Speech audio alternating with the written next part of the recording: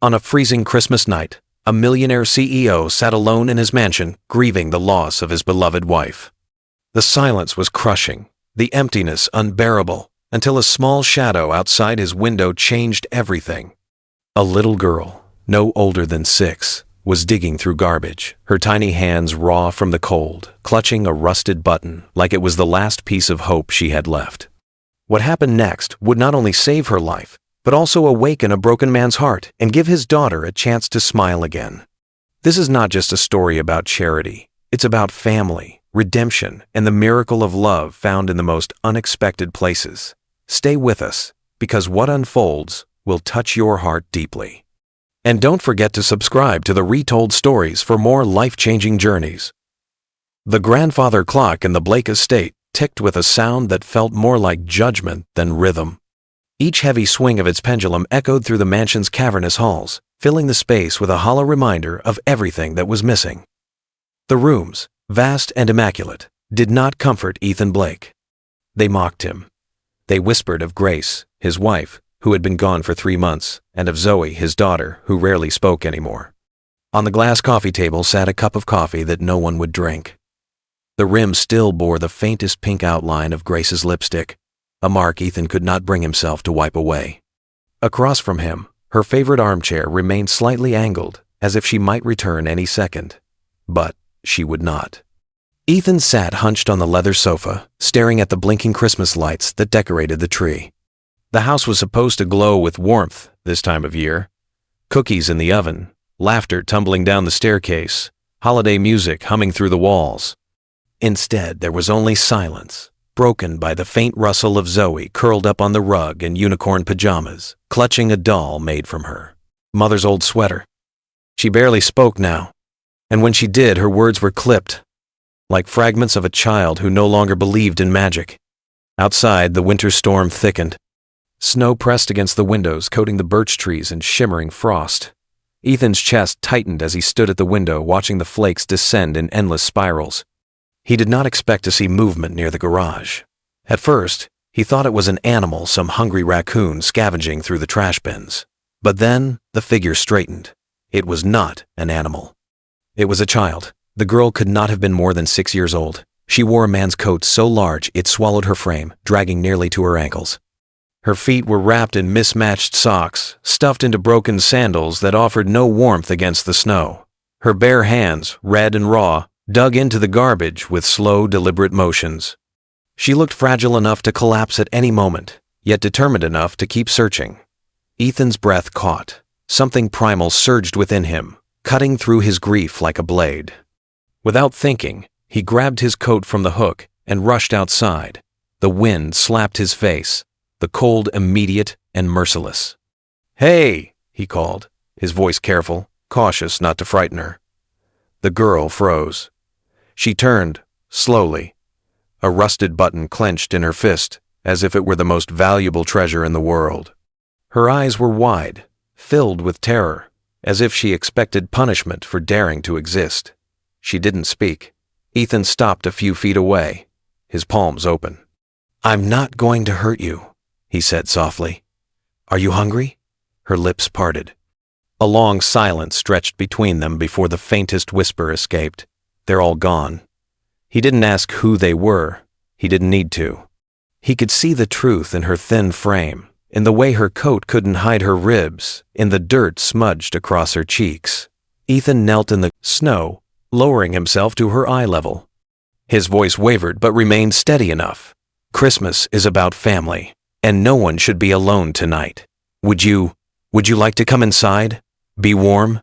Celebrate with me and my daughter?" The air seemed to hold its breath. Snowflakes swirled around them, settling on the girl's tangled hair. She didn't nod, didn't answer, but slowly, almost reluctantly, she took a step forward. Then another. Ethan extended his hand. She stared at it like it was a sacred offering. Finally, with trembling fingers, she placed her icy hand in his. "What's your name?" he asked gently. "Ruby." The syllables floated fragile in the frozen night. Ethan repeated it softly, as if sealing a promise. "Ruby, that's a beautiful name." When they stepped back into the house, Warmth and light wrapped around Ruby, as if she had entered a foreign land. She lingered at the threshold, eyes darting to the Christmas tree, the fireplace, the staircase, as though expecting someone to tell her she wasn't allowed to stay. She gripped the button tighter, as if that small piece of metal was her only shield. Ethan closed the door with deliberate care, afraid the sound might shatter her courage. He crouched near her, offering a steaming mug of hot chocolate.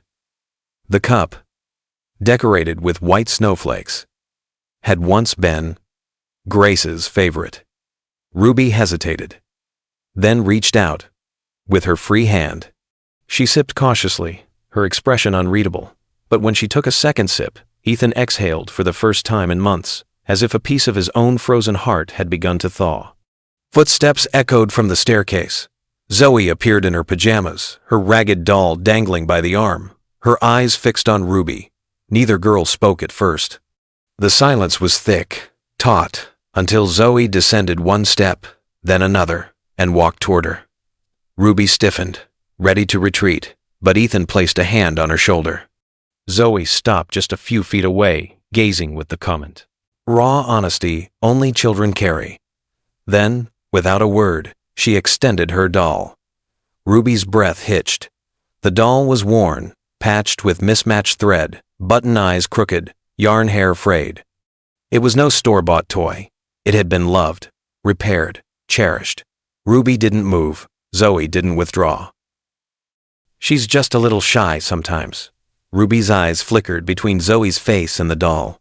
With trembling hands, she touched the toy gently, as though afraid it might dissolve under her fingers. And then, almost imperceptibly, her mouth curved in the faintest, most fragile smile. In that moment, Ethan felt the air change.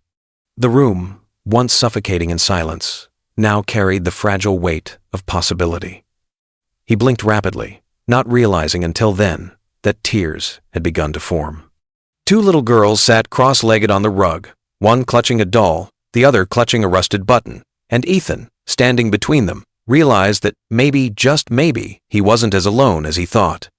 For the first time since Grace's death, the house no longer felt like a tomb.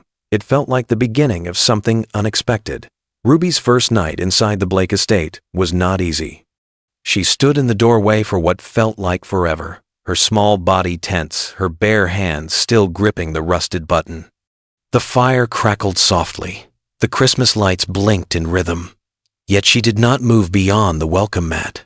It was as if the wooden floor in front of her were ice, thin and dangerous, threatening to give way at the slightest step. Ethan understood. He did not push her. He left her space, retreating briefly into the kitchen to prepare something warm. He chose one of Grace's red mugs with white snowflakes. For months he hadn't been able to touch it, but something about Ruby's presence made it feel right. When he returned, Ruby was still rooted to the same spot, eyes locked on the flickering fireplace, as though it were both comfort and threat. He crouched low, held out the steaming cocoa, and whispered, "Careful, it's warm." Ruby hesitated, then reached out with her free hand, the one not clutching the button.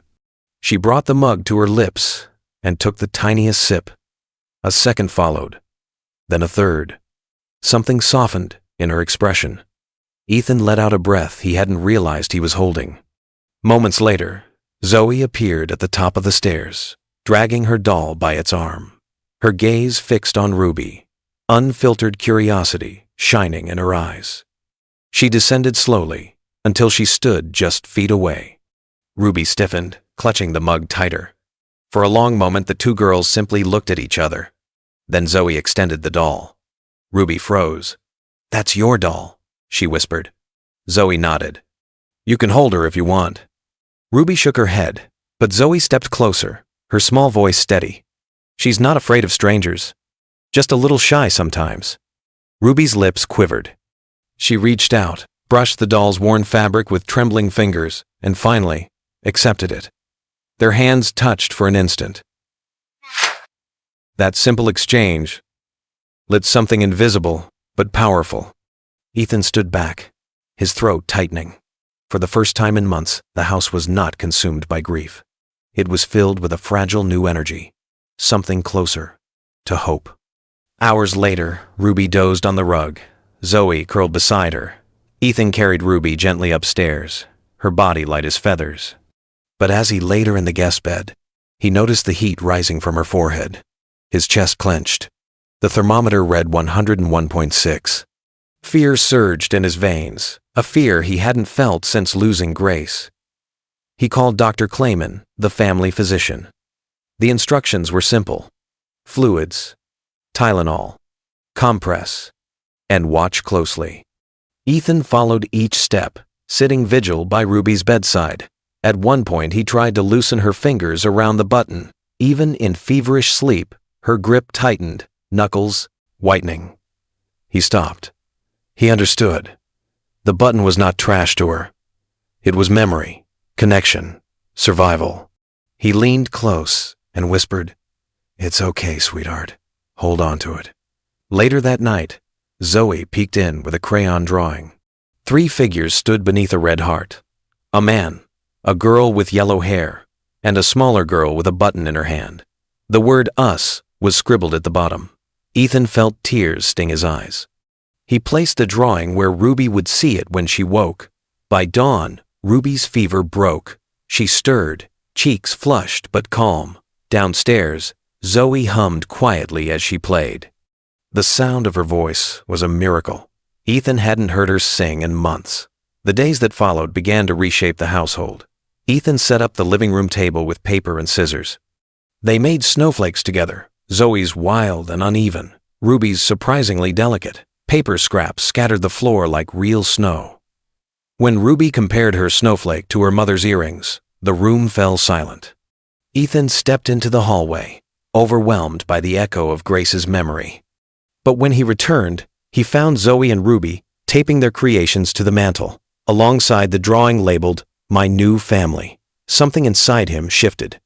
The studio Grace had once filled with brushes and unfinished canvases became a place of transition. Slowly, Ethan began clearing it out. By the end of 3 days, it was no longer an artist's space. It was Ruby's room. Lanterns glowed overhead, shelves lined with books, a bed with starry linens. Above the headboard, wooden letters spelled her name, R-U-B-Y. The evening he revealed it, Ruby stepped inside cautiously. Her eyes widened at every detail: the rug, the window seat, the teddy bear on the bed. She whispered, "This is mine?" Ethan knelt beside her and said, "All yours, always." Her hand opened slowly, revealing the button. "Can I keep it in here?" she asked. "You can put it wherever you want," Ethan replied. Ruby placed it gently in the dresser drawer, as if storing away treasure. Then she turned and hugged him, full and unreserved. Ethan's arms closed around her. For the first time, she allowed herself to believe she belonged. Not long after, Angela Ruiz, from Child and Family Services, arrived. She observed the warmth of the house, the way Ruby and Zoe played together, the drawings taped to the fridge. She took notes, but also listened.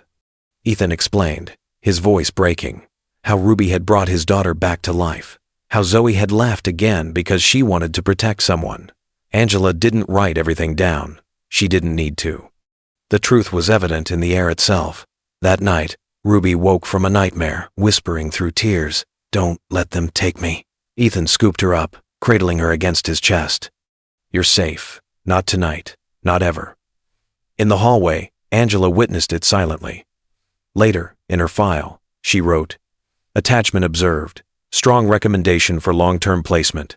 For Ethan, it was not paperwork that mattered. It was the way Ruby clung to him, the way Zoe smiled more freely, the way the house finally sounded alive again. The button, the doll, the snowflakes, small things, but together they told a greater truth. A family was forming. Winter in Portland lingered, like a memory that refused to let go. Icicles dripped slowly from the eaves, puddles formed on the driveway, and the Blake house, once a monument to grief, now buzzed with the sound of 2 little girls planning something important. Ruby's 6th birthday was approaching, and Zoe had declared herself the official planner.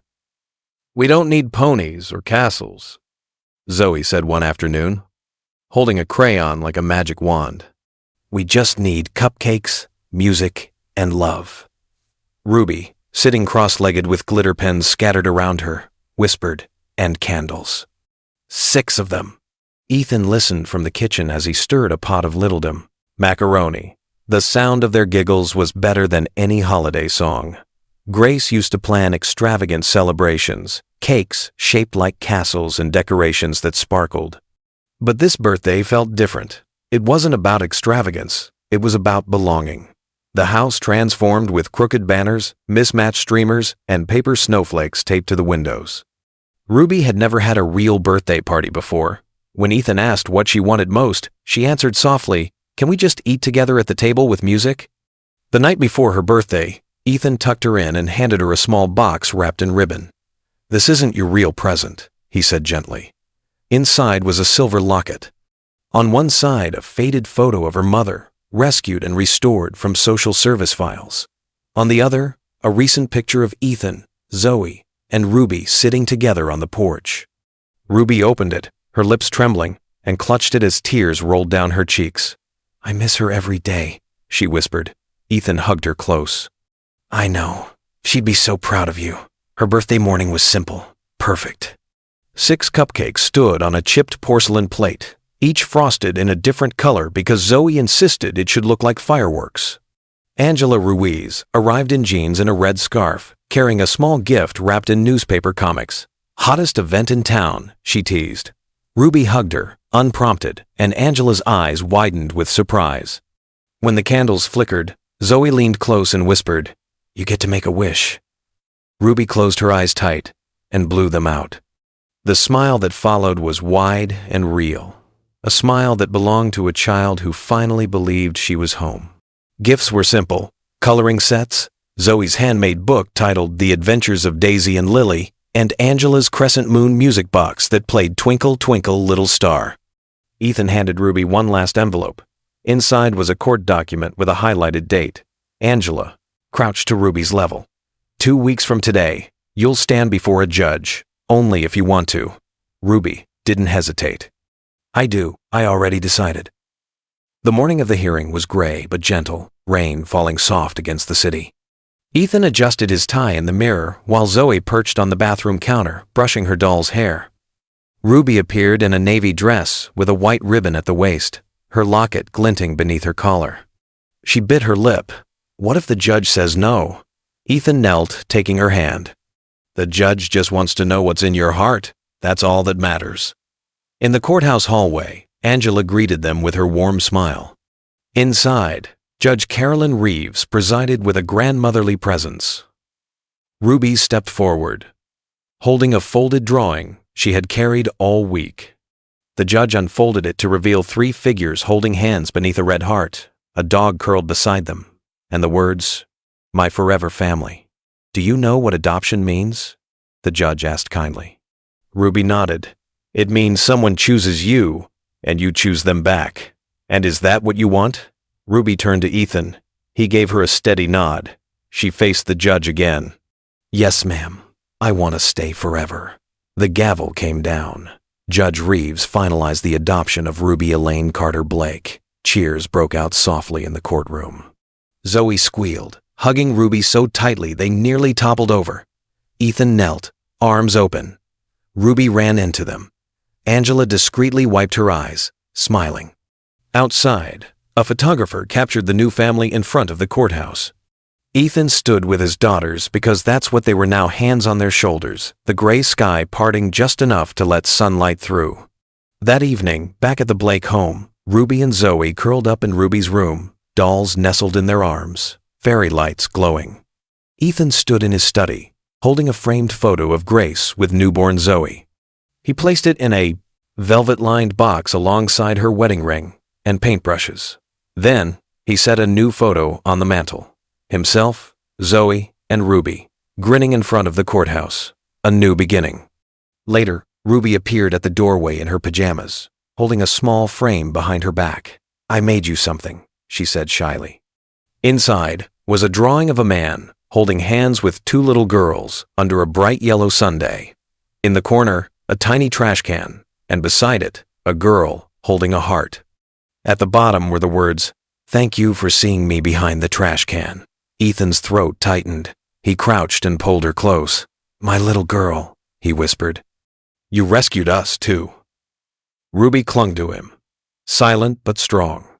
And for the first time, the past did not feel like a wound. It felt like a foundation. The future was not a shadow anymore. It was chosen, a family built not by blood, but by love, forever. Sometimes the most life-changing moments arrive when we least expect them. For Ethan Blake, a man whose heart had been shattered by loss, that moment came on a snowy Christmas night when a little girl stood outside his mansion, digging through garbage, clutching nothing but a rusted button and the will to survive. What began as a single act of compassion turned into a journey that would transform not just Ruby's life, but Ethan's and Zoe's as well. Ruby was not simply a child in need of shelter. She was a spark of hope, a quiet storm that swept into a grieving household and breathed life back into it. With every sip of hot cocoa, every handmade snowflake, every whispered word in the dark, Ruby reminded them that love does not fade. It multiplies. When given, Zoe, who had stopped laughing after her mother's death, found herself laughing again because she wanted to protect someone smaller, someone who had nothing. In protecting Ruby, Zoe healed too. Ethan, once buried beneath guilt and silence, rediscovered what it meant to be a father, not just to provide, but to listen, to kneel in the snow and see a frightened child as more than a burden as family. Through sleepless nights, through fevers and nightmares, through courtrooms and celebrations, he learned that fatherhood is not written in blood, but in choices, sacrifices, and the courage to love again. Ruby's journey, from fear to belonging, reminds us of something timeless. Family is not always the one we are born into. Sometimes, family is the one that chooses us, the one that stays, the one that says, "You are safe, you are loved. You are ours." As Ruby blew out 6 candles on her very first birthday party, she wished not for toys or castles, but for something simpler: dinner at the table with music, laughter, and love. That wish came true because one man dared to open his door, one little girl dared to reach out with trembling hands, and one family dared to hope again. If this story touched your heart, let it remind you that acts of kindness can rewrite destinies. A rusted button became a symbol of survival. A doll stitched with love became a bridge between 2 children. And together they built something that grief could never destroy: a forever home. Here at the Retold Stories, we believe in sharing tales that prove love still conquers loss, that compassion still has the power to heal, and that hope can be found in the unlikeliest of places. So if this journey of Ethan, Zoe, and Ruby moved you, please like, share, and most importantly, subscribe to the Retold Stories. Because somewhere, someone is waiting for a story just like this to remind them that miracles still happen and that family, in its truest form, is chosen.